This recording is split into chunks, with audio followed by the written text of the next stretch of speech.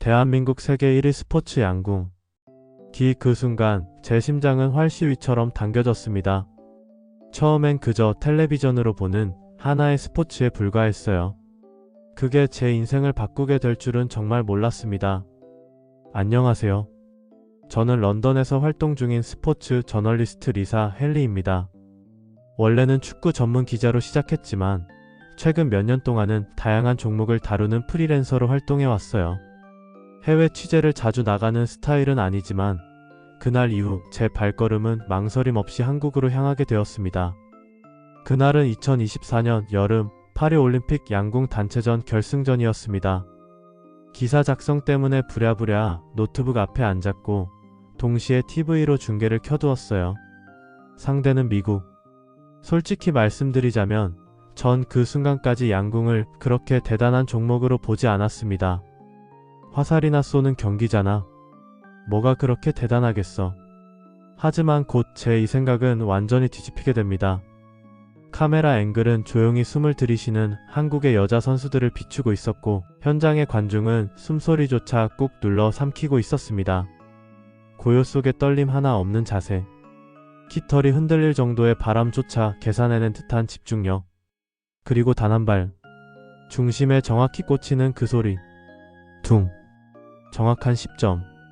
화면에 뜬 숫자와 동시에 터지는 관중의 함성. 그러나 한국 선수들은 거의 미동조차 없었습니다.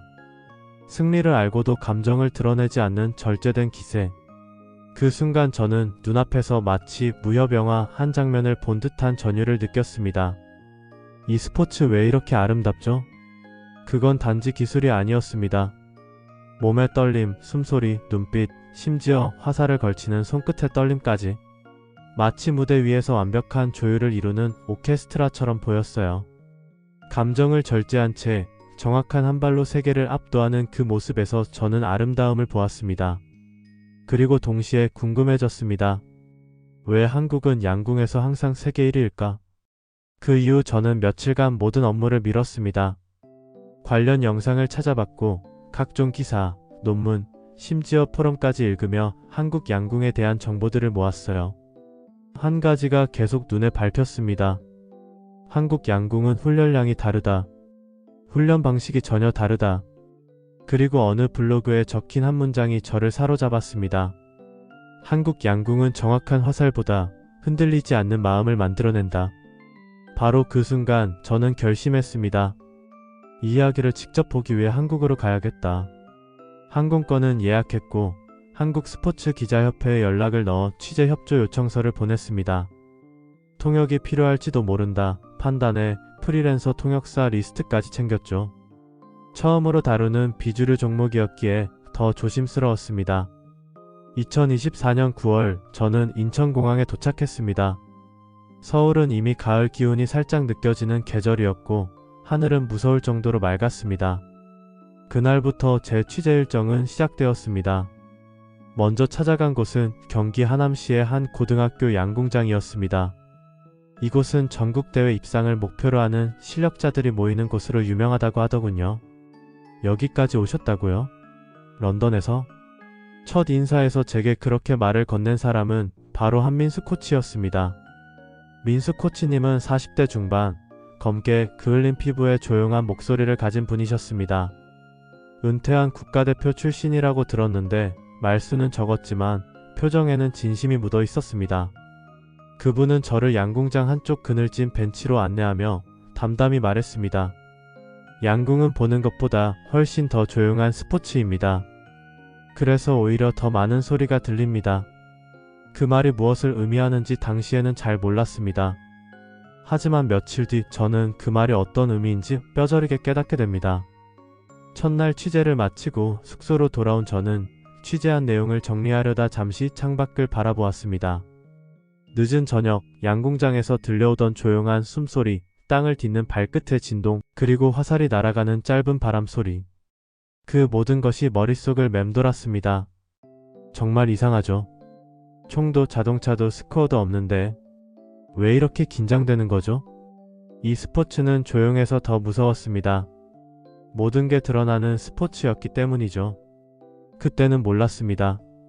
이 평화로워 보이는 경기 속에 얼마나 많은 갈등과 눈물과 그리고 불의가 숨겨져 있는지 말이죠. 그리고 그것이 곧 저를 두 번째 갈림길로 이끌게 될 줄은 정말 몰랐습니다. 이 나라의 양궁은 활이 아니라 사람을 겨누고 있었어요.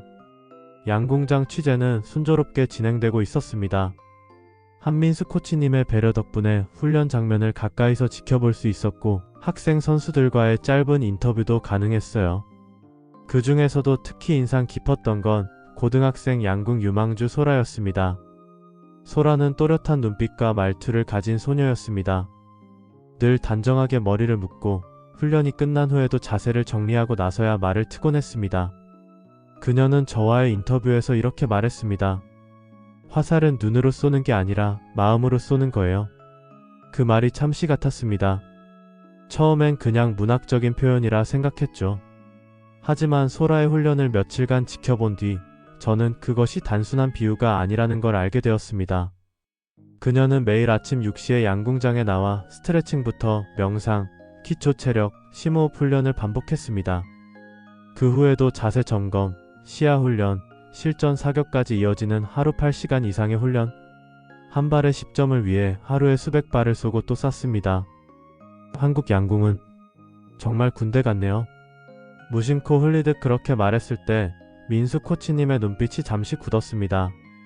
네, 군대 같다고도 하죠. 하지만 우린 사람을 만든다고 생각합니다. 그 순간 저는 마음 한구석이 불편해졌습니다. 학생들은 말없이 훈련에 몰두했고 실수하면 아무 말 없이 화살을 꺼도 다시 준비 자세를 잡았습니다. 감정도 대화도 없이 이어지는 반복 훈련. 마치 고도로 정제된 기계처럼 보이기도 했죠. 혹시 이 아이들은 스스로 원해서 이 훈련을 계속하는 걸까? 그 질문이 제 마음속에 맴돌기 시작했습니다. 며칠 뒤 저는 양궁협회 관계자와의 인터뷰를 진행했습니다. 그분은 자신 있게 말했습니다. 대한민국이 양궁 세계 1위인 건 단순한 우연이 아닙니다. 시스템이 있고 정신이 있고 무엇보다 경쟁이 있습니다. 혹시 경쟁이 과열될 위험은 없나요? 아이들에게 너무 많은 부담이 가해지지는 않는지. 제가 그렇게 조심스럽게 묻자 그는 미소 지으며 말했습니다. 부담이 있어야 실력이 늘죠. 그게 현실입니다. 그 말이 마음을 콕 찔렀습니다. 영국에서는 유소년 스포츠에서도 자율성과 심리적 안정을 강조합니다. 성적을 위한 무리한 훈련이나 강압적인 분위기는 곧 사회적 논란이 되죠. 그런데 이곳에서는 그것이 오히려 성공의 공식처럼 여겨지고 있었던 것입니다. 그날 밤 소라와 따로 인터뷰를 하기로 했습니다. 카페에서 만난 그녀는 평소와 달리 사복을 입고 있었고 표정도 훨씬 부드러웠습니다. 소라씨 정말 궁금해서요.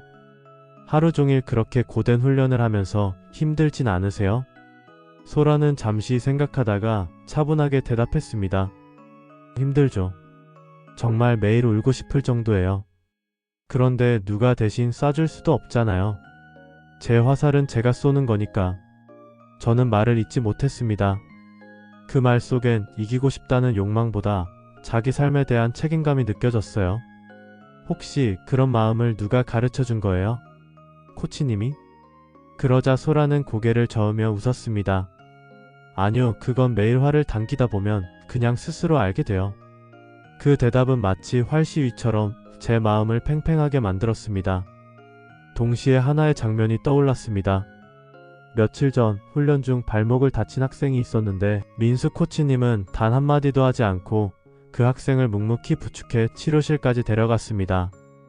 그날 그 학생은 훈련에 다시 참여하지 않았지만 다음날 그는 조용히 다시 자신의 자리에 서 있었습니다. 말은 없지만 모두 알고 있었던 거구나. 그제야 저는 이곳의 방식이 단지 강압이 아닌 신뢰로 구축된 질서임을 이해하게 되었습니다. 하지만 바로 다음날 저를 충격에 빠뜨리는 뉴스가 한 장의 사진으로 시작됩니다. 한 인터넷 커뮤니티에 청소년 양궁훈련, 과잉훈련 실태라는 제목으로 익명 제보 사진이 올라온 것이었습니다. 사진 속에는 땀에 젖은 체육복을 입고 울고 있는 학생과 화살을 다시 줍는 장면이 담겨 있었고 그 아래엔 민수 코치님의 이름이 거론되고 있었습니다. 제가 본 장면과는 전혀 다른 맥락으로 왜곡된 기사였죠. 그 뉴스는 순식간에 확산되었고 SNS를 통해 한국식 엘리트 체육의 민낯이라며 수많은 비판이 이어졌습니다. 그리고 가장 충격적인 사실은 그 사진이 제가 직접 찍은 장면에서 발췌된 것이라는 점이었습니다.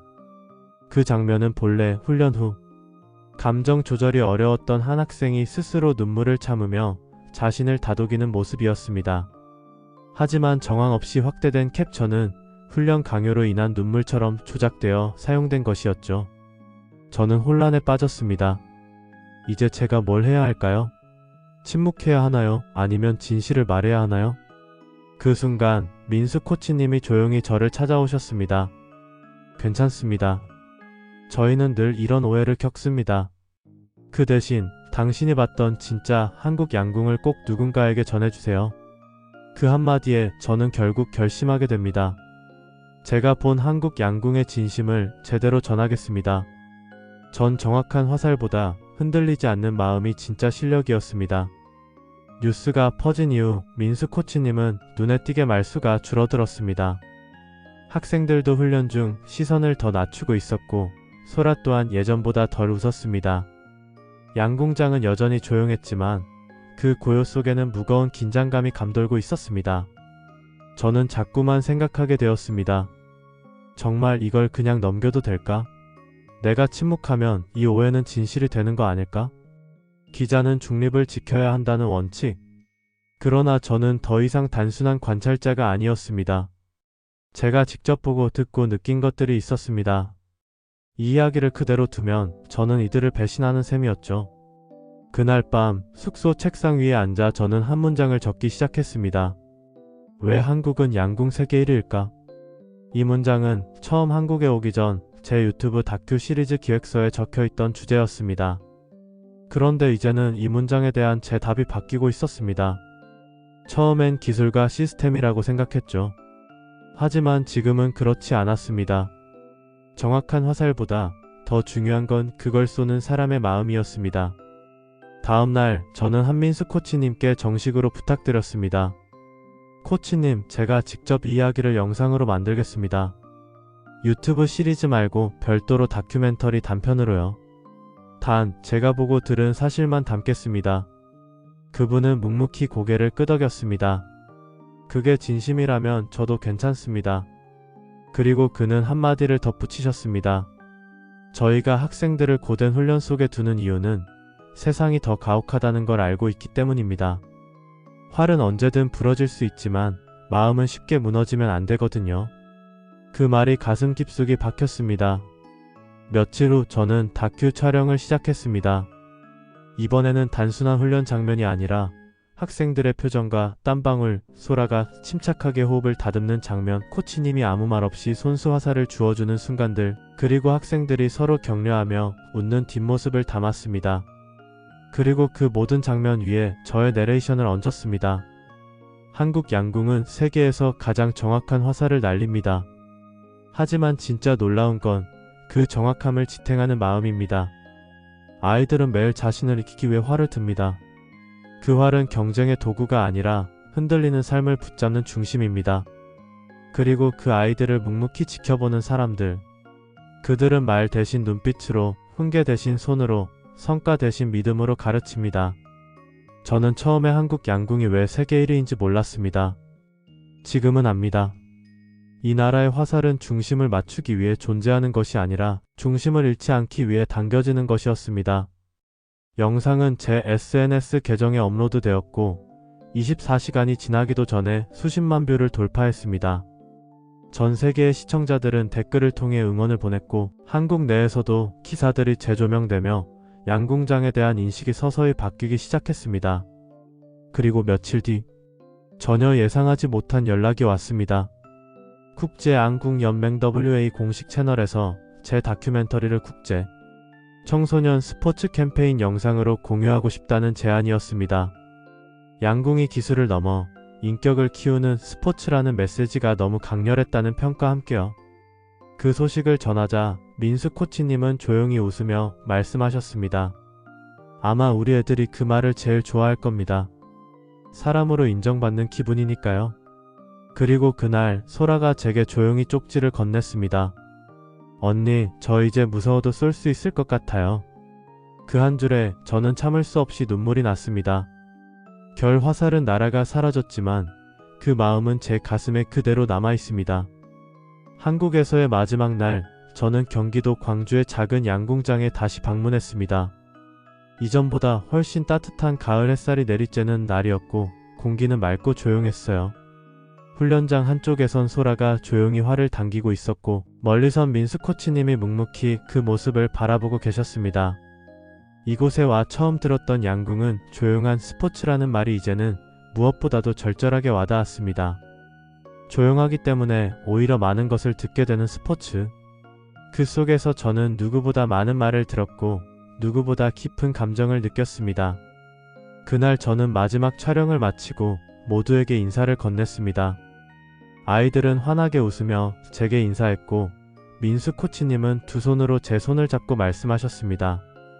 기회되면 내년 전국체전에도 오세요. 소라가 큰일 할 것 같아요. 저는 목이 메어 아무 말도 하지 못한 채 고개만 끄덕였습니다. 아마 그 말은 단순한 초대가 아니었을 겁니다. 이 여정에 함께해준 동료로서의 조용한 인정을 표현한 말이었을 테죠. 공항으로 향하는 택시 안, 저는 창밖으로 스쳐 지나가는 서울의 풍경을 보며 영상을 정리했습니다. 그리고 마지막으로 클로징 내레이션을 녹음했습니다. 저는 한국에서 양궁을 보았습니다. 정확한 기록, 완벽한 자세, 빠른 반응 속도. 하지만 그것만이 다는 아니었습니다. 저는 이 스포츠를 통해 사람이 사람을 믿고 기다리는 시간을 배웠습니다. 하루 수백 발의 화살 속에 담긴 건 단순한 훈련이 아니라 두려움과 마주하는 법, 집중 속에서 흔들리는 감정을 다잡는 법, 그리고 끝내 자신을 이기는 법이었습니다. 화살은 공기를 가르고 날아가 사라졌지만 그 활시 위에 담긴 진심은 제 마음속에 깊이 남았습니다. 한국이 세계 1위인 이유는 단지 메달수 때문이 아니라 이 나라의 아이들이 자기 마음을 조준할 줄 아는 법을 배우기 때문입니다. 그리고 그 마음을 가르치는 사람들이 묵묵히 그 옆에 있기 때문입니다. 영상은 업로드 되자마자 다시 한번 뜨거운 반응을 얻었습니다. 전 세계 스포츠 커뮤니티에서 가장 사람 냄새 나는 다큐멘터리라는 평을 받았고 많은 국가에서 자국 양궁 시스템을 돌아보는 계기가 되었다고 했습니다. 저는 그 어떤 스포츠 기사보다 이 영상이 가장 자랑스럽습니다. 빠르지도 화려하지도 않았지만 진실했고 사람을 담아냈기 때문입니다. 영국으로 돌아온 지 일주일 후 소라에게서 메시지가 도착했습니다. 언니, 저 지금 국가대표 2차 선발 진출했어요. 내년엔 진짜 보여드릴게요. 그 메시지를 보는 순간 저는 카메라를 꺼내 새로운 문서를 열었습니다. 제목 활시위 넘어 또 다른 시작. 한국에서의 여정은 끝났지만 이 이야기는 아직 끝나지 않았습니다. 그리고 저는 이제 압니다. 대한민국 양궁이라는 이름 뒤에는 날아가는 화살보다 더 멀리 가는 마음이 있다는 것을요. 이야기를 시청해주셔서 감사합니다. 좋아요, 구독, 그리고 한국 양궁에 대한 응원의 댓글 부탁드립니다. 더 많은 KOREANO 1이야기 다음 영상에서 계속됩니다.